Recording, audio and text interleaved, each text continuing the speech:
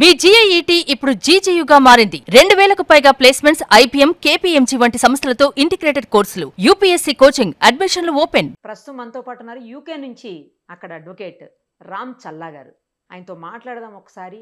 నందస్ వరల్డ్కి సంబంధించి ఆమె హస్బెండ్, ఆమె ఫాదర్ మీద A1, A2, A3గా కేసు కూడా రిజిస్టర్ అయింది. చాలామందిని వీసాల పేరుతోటి, ఉద్యోగాల పేరుతో మోసం చేశారని ఆరోపణలు వస్తున్నాయి. ఇదే విషయం మీద మనం రామ్ చల్లా గారిని అడిగి మరిన్ని వివరాలు తెలుసుకుందాం. నమస్తే అండి. నమస్తే నిరుపమ్ గారు, బాగున్నారా? బాగున్నాను సార్, మీరు ఎలా ఉన్నారు? చెప్పండి. యా, రామ్ గారు, ఇప్పుడు మనం చూస్తున్నాము ఈ కేసు విషయం. చాలా మంది చాలా చోట్ల యూకే నుంచి కూడా చాలా మంది ఉన్నారు. మీరు యూకేలోనే ప్రాక్టీస్ చేస్తారు. ఇప్పుడు ఈ ఫ్యామిలీ కూడా ఎస్పెషల్లీ యూకేలోనే ఉంటున్నారు.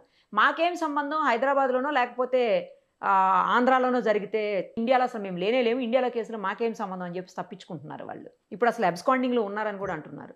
నిజంగానే వీళ్ళు ఇక్కడ లేనంత మాత్రాన ఇక్కడ చేసినటువంటి అఫెన్స్లకు వీళ్ళకి సంబంధం ఉంటుందా, ఉండదా?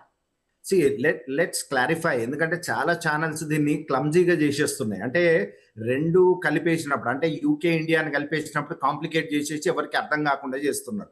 Let's clarify one thing. Okay, దీంట్లో రెండు రకాల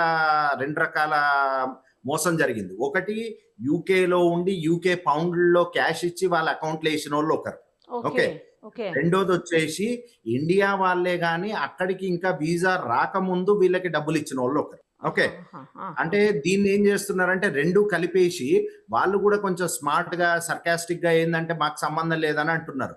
but the point is, it's jurisdiction issue కాదు ఇక్కడ. ఓకే, నీ ముఖం చూసి ఇప్పుడు ఈ మధు అనే వ్యక్తి, ఫర్ ఎగ్జాంపుల్ నాకు ఈ పిల్లలు అప్రోచ్ అయినప్పుడు, ఓ 10-15 మంది అప్రోచ్ అయినప్పుడు, ఓకే, నేను ఫస్ట్ ఏం చేశానంటే మధుకు ఒక మెసేజ్ పెట్టాను. నాయన, నీ మీద ఇట్లాగా ఇగో ఈ అలిగేషన్స్ వచ్చినాయి, I want to check whether these are right or wrong, I want to hear your version before I proceed further. ఆయన అసలు రెస్పాండ్ కూడా కాలేదు ఈ రోజు దాకా, మీరు నమ్మరు. ఓకే, కానీ ఇండియాలో ఆయన ఇండియా వచ్చినప్పుడు ఫస్ట్ లాట్ ఎవరైతే ఈ గుంటూరు ఇష్యూ ఉందో, ఈ గుంటూరు వాళ్ళు ఫిజికల్ గా ఆయనతో కూర్చుని మాట్లాడారు. ఓకే, అలాంటప్పుడు అసలు నువ్వు ఇండియా రాలేదు, నువ్వు వచ్చింది నీ వీడియోస్ లో ఓపెన్ గా నువ్వు ఆ పంచల ఫంక్షన్ చేశారు కొడుక్కి, ఫంక్షన్ వచ్చినావు. నువ్వు వచ్చినప్పుడు నువ్వు కలిసినావని ఎవిడెన్స్ ఉన్నది. దానికి ఎవిడెన్స్ గా ఒక్క మనిషి కాదు, నలుగురు వెళ్ళి వాళ్ళ ఫ్యామిలీస్ కూడా వెళ్ళి కూర్చున్నారు. So let's not complicate. రెండిటిని కలిపేసి అసలు రెండిటికి సంబంధం లేదన్న సబ్జెక్ట్ కాదు, బోత్ టూ సబ్జెక్ట్స్. ఓకే, యూకేలో నువ్వు డబ్బులు తీసుకున్న బాధితులు సెపరేట్ గా ఉన్నారు, ఇండియాలో తీసుకున్న బాధితులు సెపరేట్ గా ఉన్నారు. సో ఇవి రెండు కేసులుగా మీరు నిలబెట్టుకోవచ్చు నిజంగా, if victims are serious about. Okay, సరే. ఇప్పుడు ఒకవేళ వాళ్ళని అరెస్ట్ చేయాలి అంటే ఏంటి పరిస్థితి? అక్కడ వాళ్ళు అరెస్ట్ చేయాలా, లేకపోతే లుకౌట్ నోటీస్ ఇచ్చారు కాబట్టి ఇక్కడనే అరెస్ట్ చేయాలా, ఏంటి అసలు పరిస్థితి? అంటే let me tell you, lookout notice అన్నది ఇబ్రహీంపట్నం అనగానే, మళ్ళీ ఇబ్రహీంపట్నం అంటే ఐ షుడ్ స్పెసిఫై, విజయవాడ ఇబ్రహీంపట్నంలో ఒక కేసు రిజిస్టర్ అయింది. దానికి సంబంధించి ఒక లుకౌట్ నోటీస్ ఇచ్చారని చెప్పారు. అంటే లుకౌట్ నోటీస్ లో ఒక చిన్న ప్రాబ్లం ఉంది. లుకౌట్ నోటీస్ ఏంటంటే వాళ్ళు ఏ రకమైన పోర్ట్ కానీ, అంటే ఎయిర్పోర్ట్ కానీ, వాటర్ వేస్ కానీ, రోడ్ వేస్ కానీ, వాళ్ళు ఇండియా పోర్ట్ లోకి, అంటే ఇండియా బార్డర్ లోకి ఎంటర్ అయితే ట్రిగ్గర్ అవుతుంది. వాళ్ళు నియరెస్ట్ పోలీస్ స్టేషన్ కి అలర్ట్ చేస్తారు. బట్ వాళ్ళని ఇక్కడ రప్పించడానికి సోర్స్ ఏం లేదు, ఫస్ట్ థింగ్. ఓకే, మీరు అన్నదానికి లుకౌట్ నోటీస్.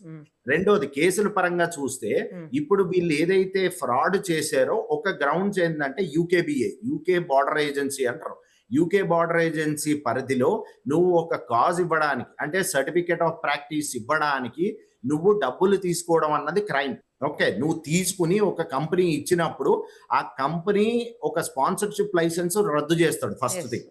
రెండోది ఏంటంటే ఇక్కడ చాలా, అంటే ఇది పర్టికులర్ గా చెప్తున్నా మీకు, చాలా మీడియా ఛానల్స్ ఇది ఫండమెంటల్ మిస్ అవుతున్నాయి. ఎక్కడ అంటే, ఇప్పుడు మీరు నాకు డబ్బులు ఇచ్చారు, 100 రూపాయల డబ్బులు మీరు నాకు ఇవ్వాలి, నాకు డైరెక్ట్ ఇచ్చారు.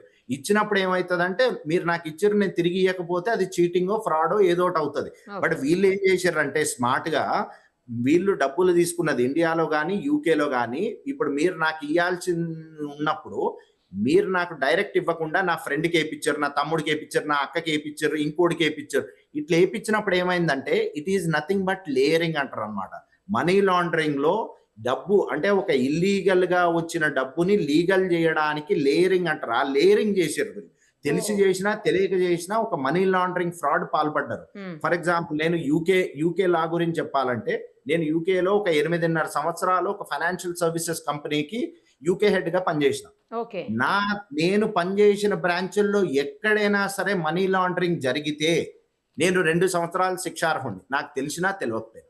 అంత స్ట్రిక్ట్ లాస్ ఉంటాయి money laundering. Okay. Only visa fraud ఒకటి, మనీ లాండరింగ్ ఒకటి, అది యూకేలో. ఇండియాలో కూడా చీటింగ్ కింద గానీ, ఫ్రాడ్ కింద గానీ, మూడోది మళ్ళీ మనీ లాండరింగ్ కింద తీసుకున్నా సరే వీళ్ళు ఇక్కడ కూడా మనీ లాండరింగే చేసింది. ఎందుకంటే వీళ్ళు డైరెక్ట్ గా మేము తీసుకోలేదని తప్పించుకున్నాం అనుకుని ఇండైరెక్ట్ గా వాళ్ళు ఇంకా పెద్ద ప్రాబ్లమ్ లో పెట్టుకుంటున్నారు. So they are eligible for different cases. మీరు అడగచ్చు మరి ఇన్ని కేసులు పెట్టచ్చు అన్నప్పుడు ప్రాబ్లం ఎక్కడ వస్తుందంటే, ఇప్పుడు 2 గ్రూపులు చేశారు నన్ను కూడా, వాట్సాప్ గ్రూపులు చేసి దగ్గర ఒక 30-40 మంది విక్టిమ్స్ నన్ను దాంట్లో యాడ్ చేశారు. కానీ మీరు నమ్మరు, వాళ్ళకి భయమో, ఒక అడ్వకేట్ గా, ఒక సాలిసిటర్ గా నేను మాట్లాడినప్పుడు వాళ్ళు ఏంటంటే, సార్ డబ్బులు ఎంత తీసుకుంటారు అంటారు. డబ్బులు ఎవరు అడిగారు? అయ్యా మీరు ఫస్ట్ అయితే రిప్రజెంటేషన్ ఇవ్వండి. ఇప్పుడు ఈ బాధితులు బయటికి వచ్చి మీడియాలో మాట్లాడుతున్నారు తప్ప ఎవ్వరు కూడా ఎక్కడ కూడా ప్రాపర్ గా ఒక ప్రాసెస్ ప్రకారం ఇంకా ప్రాసెస్ మొదలెట్లేదు. That is where the problem is. Okay. So ఇప్పుడు యూకే చట్టాలు కూడా చాలా కఠినంగా ఉంటాయి అంటున్నారు. కొంతమంది యూకేకి సంబంధించినటువంటి వ్యక్తులు కూడా మోసపోయిన వాళ్ళు ఉన్నారు కాబట్టి, ఒకవేళ వాళ్ళు అక్కడ కేసు పెట్టొచ్చా? పెడితే ఏంటి పరిస్థితి? అబ్సల్యూట్ గా పెట్టొచ్చు. ఒక్కటి అర్థం చేసుకోవాలి, మనం మీడియాలో ఒక డిబేట్ చేయడానికి, ఓ సబ్జెక్ట్ మాట్లాడడానికి ఒక ఫోను, కెమెరా, మైకు, ఒక ఫోన్ మామూలుగా కనెక్షన్ ఉంటే సరిపోతుంది. బట్ వెరాజ్ a process is different. Okay, ఇప్పుడు మీరు బాధితులని అన్నారు, అవునా? బాధితులు ఎప్పుడవుతారు? మీరు నిజంగా ఎవిడెన్స్ తీసుకొచ్చి, ఒక డాక్యుమెంట్ తీసుకొచ్చి చూపించి, ఇగో నేను ఇట్లా ఇచ్చినా, ఇట్లా చేసినా అని చూపించి, దానికి రిగార్డింగ్ గా ఒక కంప్లైంట్ ఇచ్చినప్పుడు ఆ అథారిటీస్ ఆ కంప్లైంట్ తీసుకుని దాన్ని కంప్లైంట్ రిజిస్టర్ చేసినప్పుడు you have to follow through. There is a process. Okay, legal system కానీ, పోలీస్ సిస్టమ్ కానీ అట్లా వర్క్ అవుతుంది. ఇప్పుడు ఫర్ ఎగ్జాంపుల్ తెలంగాణ తీసుకోండి. తెలంగాణ నుంచి నాకు తెలుసున్న బాధితులు డిఫరెంట్ వేస్ లో వచ్చిన వాళ్ళు ఒక 20 మంది ఉన్నారు. ఓకే, నేను ఒకటే చెప్పిన, మీరు యూకేలున్నా, ఇండియాలున్నా ప్రాబ్లం లేదు. మీ పేరెంట్స్నో, మీ బ్రదరో, మీ ఫ్రెండో ఎవరో ఒకరిని ఒక రిప్రజెంటేషన్ ఇవ్వండి. రిప్రజెంటేషన్ ఇచ్చినప్పుడు ఇప్పుడు అడ్వకేట్ గా నేను ఉన్నాను, నాకు వచ్చేసింది, ఇప్పుడు నన్ను గ్రూప్ చేసి వాళ్ళే గ్రూప్ చేసిర్రు, వాళ్ళే నన్ను ఆ గ్రూపులు వేసిర్రు, ఏమైనా ఉంటే దాంట్లో మాట్లాడుతున్నారు, అవునా? అంత మాత్రంలో నేను వాళ్ళ రిప్రజెంటేటివ్ కాలేను. ఎందుకు?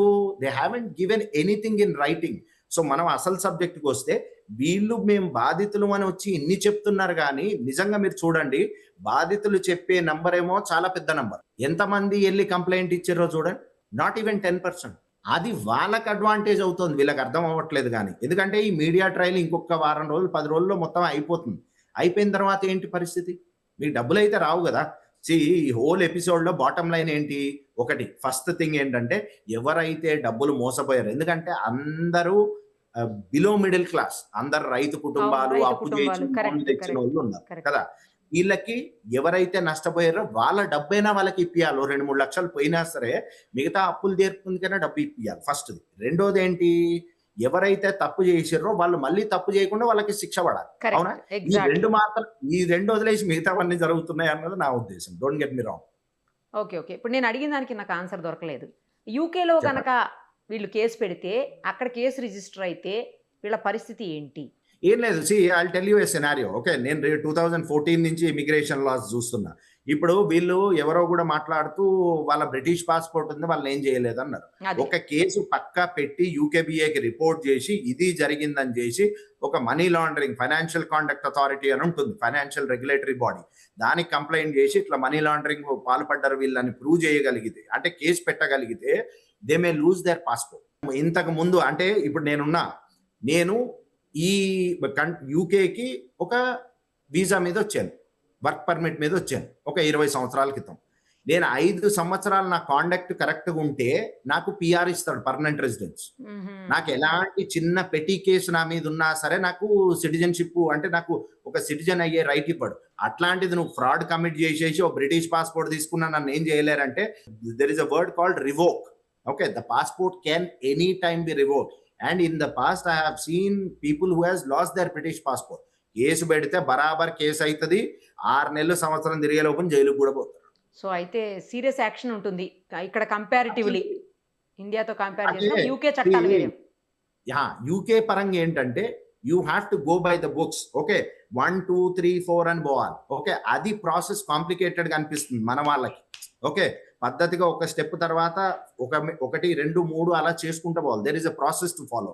ఇండియాలో ఏంటంటే ఇప్పుడు మనం ఈ మీడియా ట్రయల్ వల్ల డైరెక్ట్ మనం సీఎం కు పోయి ఒక రిప్రజెంటేషన్ ఇస్తే you can start taking action. But UK చట్టాలు ఏంటంటే ఒక పద్ధతికి వెళ్తాయి. So you have to follow through the process. Let us see అండి ఏం జరుగుతుంది అనేది చూద్దాం. మళ్ళీ మిమ్మల్ని కాంటాక్ట్ చేస్తాం మరోసారి. థ్యాంక్ యూ అండి. Thank you so much. Thank you.